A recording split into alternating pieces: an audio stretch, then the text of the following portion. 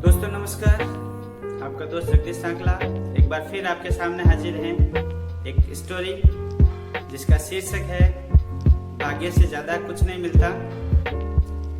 इसका second part आज आपके सामने मैं बता रहा हूं। दोस्तों, एक गांव में एक किसान रहता था। उसके 5 पुत्र और 2 पुत्रियां थी। उस किसान के पिताजी ने मरने से पूर्व उसके लिए 100 बीघा जमीन का एक खेत छोड़ के गया था। किसान का जीवन बहुत आसानी से गुजर रहा था। उसे कोई ज्यादा मशक्कत करनी नहीं पड़ी। 100 बीघा जमीन, बहुत बड़ा एक खेत जिसके ऊपर वो खेती करके अपना जीवन यापन कर रहा था। दूसरी तरफ उसके 5 पुत्र और 2 पुत्रियां धीरे धीरे बड़ी होने लगी। समय के साथ जैसे बड़े हुए सबकी शादी होने लगी और उन्होंने उसकी शादी की।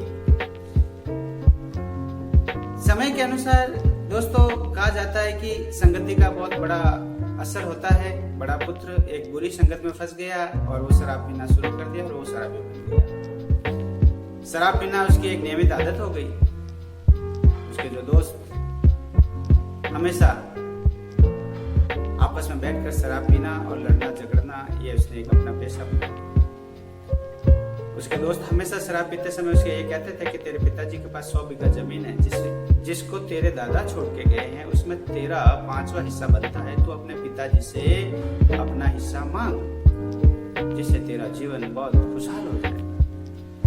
नियमित उसके इस कान में ये बात गोली जा रही थी।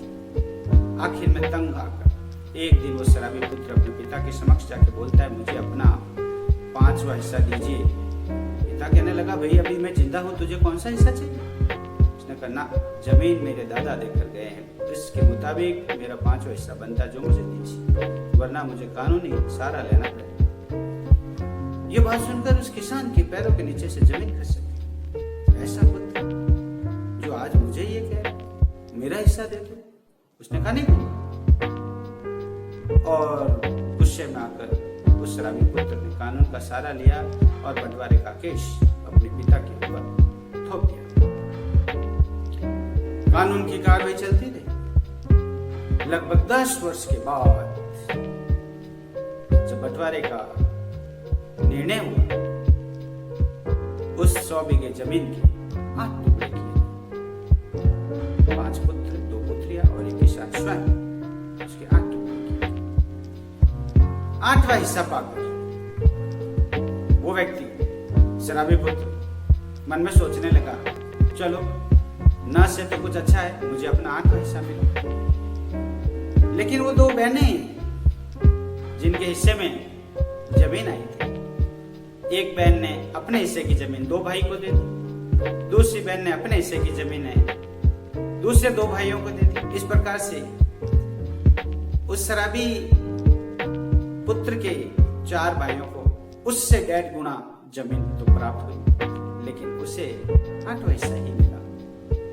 दोस्तों, ये कहानी ये साबित करती है कि जो भाग्य में लिखा है वही मिलता है और वो समय से पूर्व भी नहीं मिलता। अतः दोस्तों, हमें अपने उस समय तक का इंतजार करना चाहिए। हमें लड़ाने की बजाय मेहनत में विश्वास करना चाहिए। हम अपनों से क्यों लड़ें? एक वो जमीन, वो पैसा जिसका कोई मोल नहीं, हमें अपनों से दूर करता है। कतई नहीं लड़ना चाहिए।